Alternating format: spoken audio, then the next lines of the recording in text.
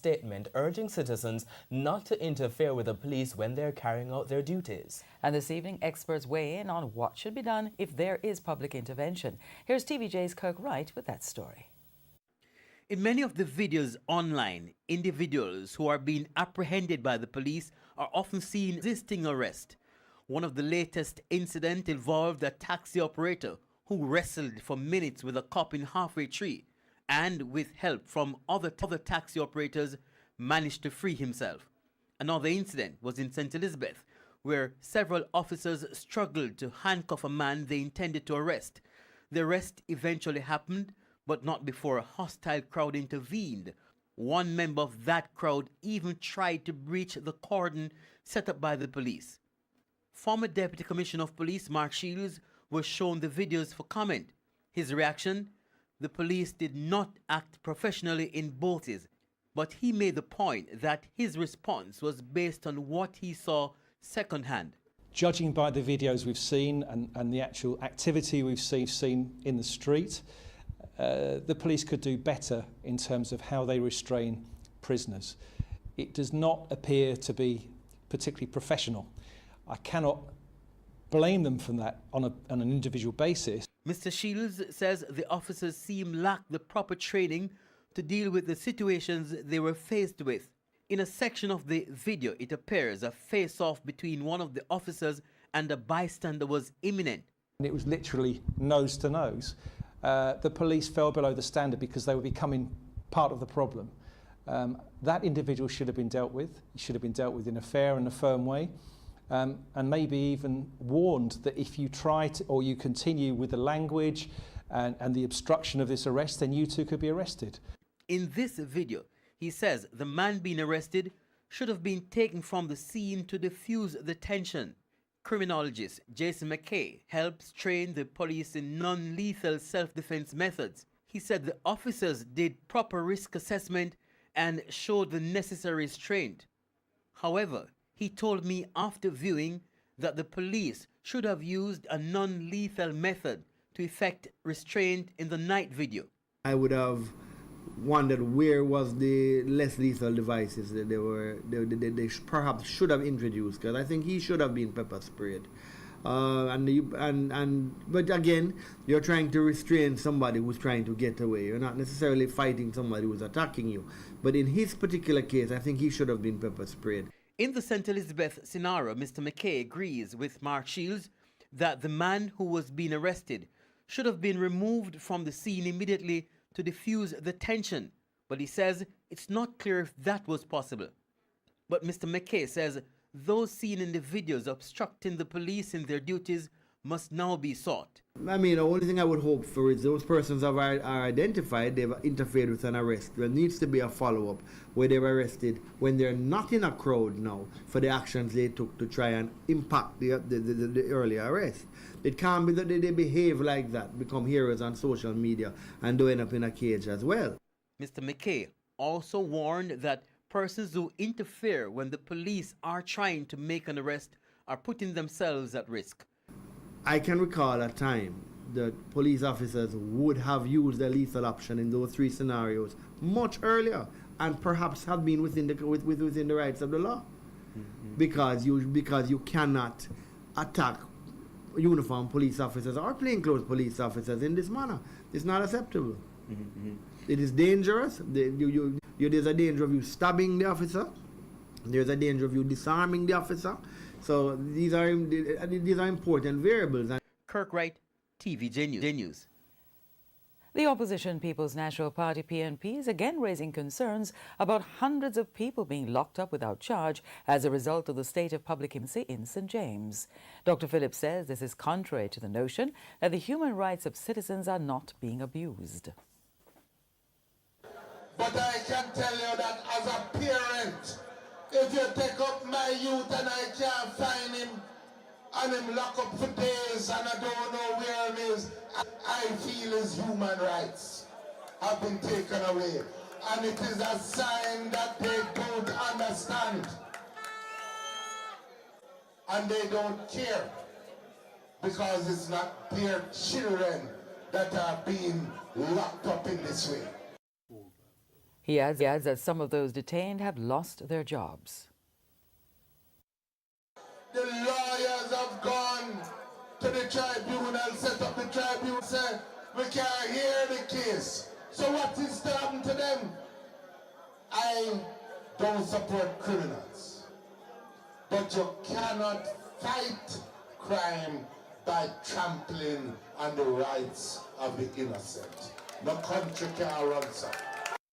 Dr. Peter Phillips was speaking at a PNP meeting to formally present Jennifer Housen as the party's candidate for West Rural St Andrew in the next general election. The JLP's Juliet Cuthbert now represents the constituency. In the meantime, less than 5 months into 2018, the Jamaica Constabulary Force is reporting an increase of a little over 5% in murders between January 1 and April 21.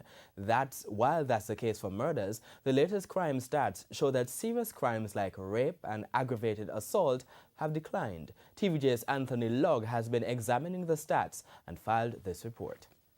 A crime wave is sweeping the country, and the government has been ramping up efforts to tackle the issue, declaring 2 states of emergency since the start of the year. One in the parish of St. James, which recorded over 300 murders, and St. Catherine North with 134 last year. But despite the enhanced security measures, the blood continues. From January 1 this year up to April 21, 442 persons were killed.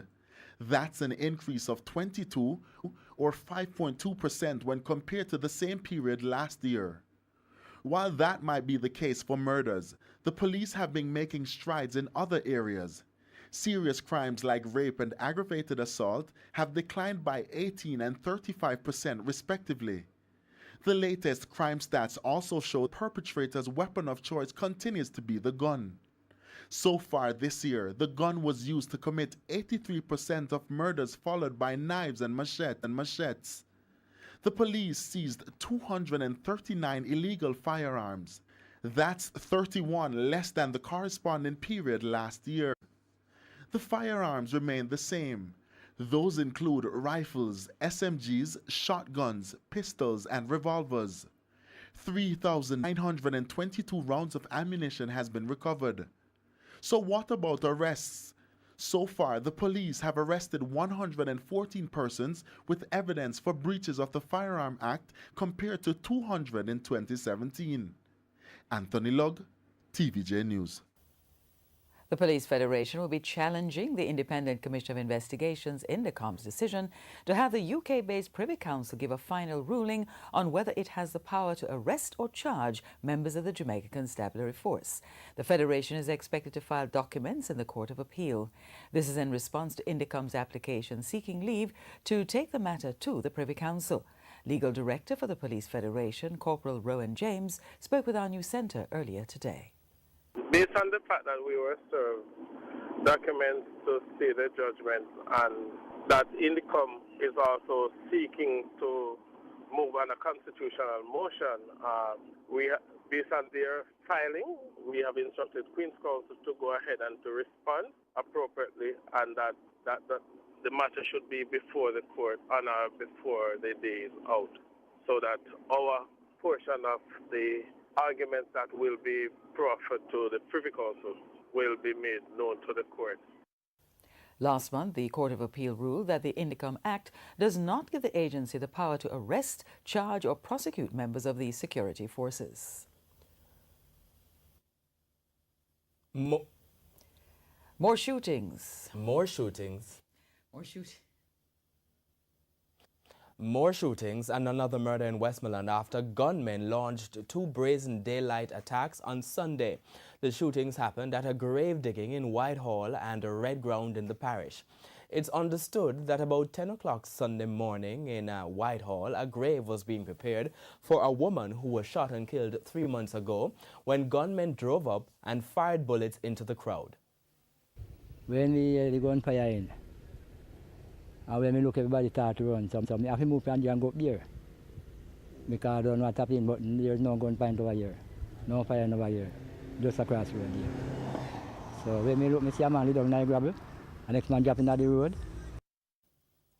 A third person was also injured. All three were taken to hospital where they are reportedly in serious condition. It's understood that one of the injured is a relative of the woman who is to be buried. In another incident, 36-year-old Christopher Wright, Not Nice of Red Ground, Westmoreland, was shot and killed by gunmen at his home about 2:20 Sunday afternoon. Residents heard explosions and called the police. Mr. Wright, who was shot several times, was pronounced dead at hospital. Residents and political representatives have been calling for crime-fighting measures to be implemented in the parish to stem bloodletting. The parish has seen a 12% increase in murders this year compared to last year.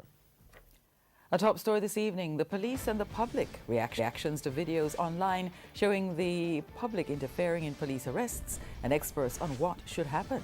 And still ahead, Windrush generation to be granted British citizenship. And in business news, hope U.S. delays sanctions on UC Russell. As UK Home Secretary Amber Rudd has pledged that the Windrush generation will be granted British citizenship.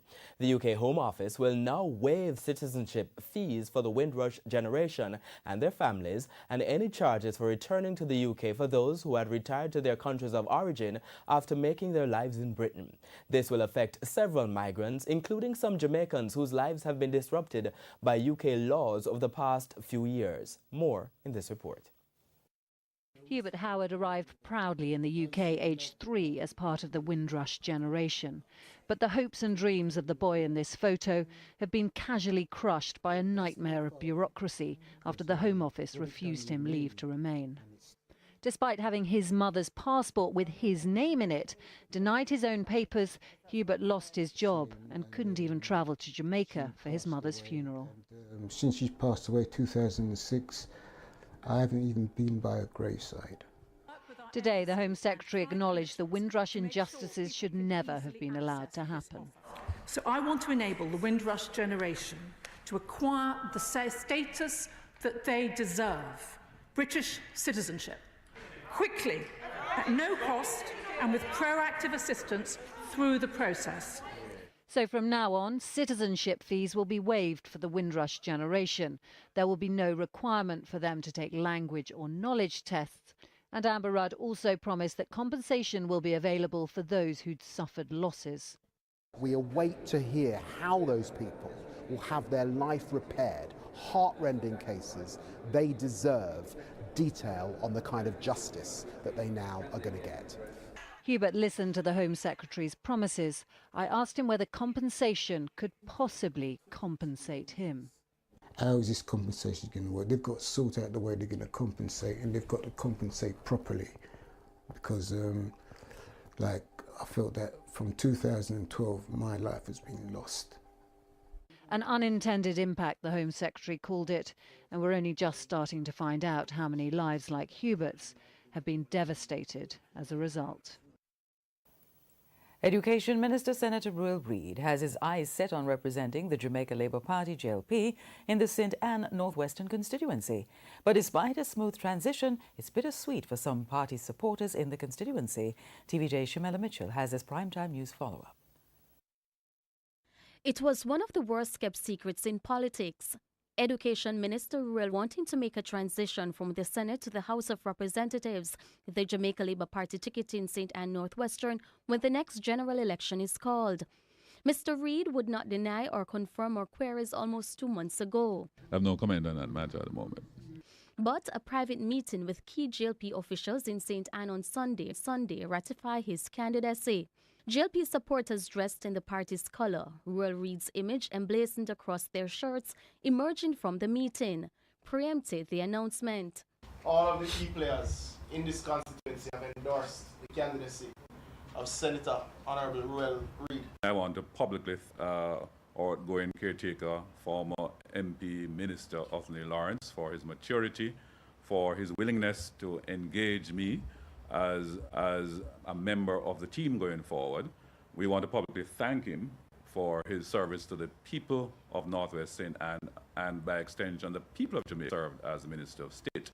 Mr. Reid says he wants to address issues such as poor road conditions and the brownstone market in the constituency. Education was also cited as a priority, but there were mixed views about his candidacy. Mr. Real Reid is the winner. He's going to win the seat. I am very secure in him. I know he's the man. He's going to win this constituency so sweetly. It's a bittersweet moment. You know what I mean? He's been here serving the constituency almost 12 years. Whatever feeling they have, they need to put it away. We have seen what feeling has done to this seat over the past years, and therefore we need to win this seat. It's most important. Shamela Mitchell, TVJ News. And TVJ News sought a reaction from Dr. Dayton Campbell, the current Member of Parliament for St. Anne Northwestern. My reaction is that I focus on what I need to do in a constituency. We know the community profile. We know what the needs of the people are. We continue to make the representation. The people on the day will decide who they think is best suited to represent them. So I'm focusing on what I need to do. A local account has been set up the St. Mary High School rebuild after a fire destroyed a section of the institution on Friday. Classrooms have been relocated in the interim, but the principal is confident things will return to normal in the new school year. TVJ's Krista Campbell has this primetime news update. Tearing down and cleaning up at the St. Mary High School. The results of a fire which gutted 2 classrooms and an audiovisual room on Friday afternoon, which brings us here to a general devotion Monday morning, informing students of changes. We relocated 9-5 and 9-6. It was necessary to do so. So they were placed in grade 10 classrooms, and grade 10 students were asked to occupy grade 12 classrooms. The grade 12 students are occupying some buildings that were not form rooms. While noting the changes are not the most comfortable, Principal Juliet Fraser-Sadar says she expects things to return to normal by September. A team from the Education Ministry visited the school on Monday, making assessments, and past students have been pledging help. 2 of them political representatives from the 2 main political parties. I am committing $200,000 to the rebuilding of the facility here. I initiated a drive to seek funding to rehabilitate and reconstruct what has been damaged. I have started that with a personal contribution of $100,000. The MP says he will also provide additional resources through the Constituency Development Fund. Meanwhile, an account has been set up at the Port Maria branch of Scotiabank, account number 100138313. Contributors are asked to email the school as a receipt of their donations at stmaryhighschool@cwjamaica.com. Meanwhile, 3 days later, still no confirmation on what caused the fire. But local expertise suggests that it might be electrical. There's no evidence of this arson at this time, which we don't think that will be the case. Krista Campbell, TVJ News. The policeman who was attacked and chopped in the face by a mentally ill man in Christiana, Manchester last Tuesday has been readmitted to hospital for corrective surgery. The corporal, who is attached to the Highway and Traffic Division, was driving his service motorcycle along Main Street when he was attacked. The corporal did emergency surgery last week. Head of the Manchester Police, Superintendent Wayne Cameron, says the attacker and the 18-year-old man who was shot during the scuffle remain in hospital. Yes, the police corporal has been readmitted to hospital for corrective surgery to be done sometime this week. And the injured 18-year-old male remains hospitalized, and so is the accused man. He's in hospital on the police guard. In this week's edition of A Ray of Hope, normality is just a word. A Ray of Hope is brought to you by Sports Bringing Value Home. Normality goes beyond physical capabilities. It's a fact proven by Andre Coleman of Olympic Way in Kingston, a 15-year-old with aspirations and a confidence tenfold his height, treading through life one hand at a time. I love football because it's the best sport in the world.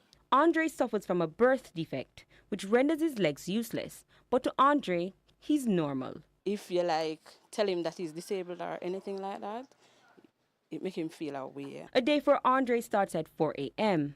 And according to his caretaker and sister, Kenisha Coleman, he does everything for himself. The day starts like 4:30. Wake him up. He bathes himself. I press his uniform. He puts it on himself. He put on him crest, him everything, socks, everything. He go into his little chair that's outside and we push him up the road. He goes to school by himself. He takes normal transportation. He goes to 3 miles, come off of the bus, take another bus for 3 to the transport center, take something to Mona. Andre attends the Mona High School. He was offered a place at an institution for the disabled, but he turned it down. I grew up with normal people. I'm not used to the disabled students, so I like to communicate with normal people. Though not able to use his legs, Andre spends a lot of time playing football. It's more than a game to him. On the want to be like a legend like Messi. It motivate me a lot. Football remind me about I always want to win. Never give up. I always try to make my team be the best team. Andre have a lot of friends that is the leader. Him love him school. So him and one of them show that the cripple in the world can do things. He would love to participate in the Paralympics, but his dream is to be a computer engineer. I will say to the persons who are disabled, like, they're special. They can reach anything that they want to be, to do anything that they're comfortable with. They're normal. They deserve to be cared for, not to just take them and throw them into a home. Send them to school, let them get an education. You don't know at the end of the day what they might come out to. With a ray of hope, I am Kian Morgan. A Ray of Hope is brought to you by Sports Bringing Value Home. Time now for the responses from our friends on Facebook and Twitter. Archie is at the smartboard. Thanks, Wayne. Here's a question this evening asking, is it acceptable for citizens to intervene when the police are making an arrest? Why or why not? This person says the role of the citizen is to look and observe the proceedings so as to detect any irregularities done by the force against the person who's being arrested. Second comment, well, that's the job of the police. There's no need for citizens to intervene. But with these police nowadays, you have to wonder if arresting's freedom depend. They'll arrest you for any and everything. Third comment, in no way, shape or form, unless asked to do so by the police, observe if there's anything you're concerned about. Report it. And our final comment for this section of the feedback segment, don't get involved. You might just get what you're looking for. The police are doing their job. Leave them to do so. Keep your comments coming on Facebook and Twitter, facebook.com/Television Jamaica, and your tweets to @TelevisionJam. This is news and news from overseas after the break.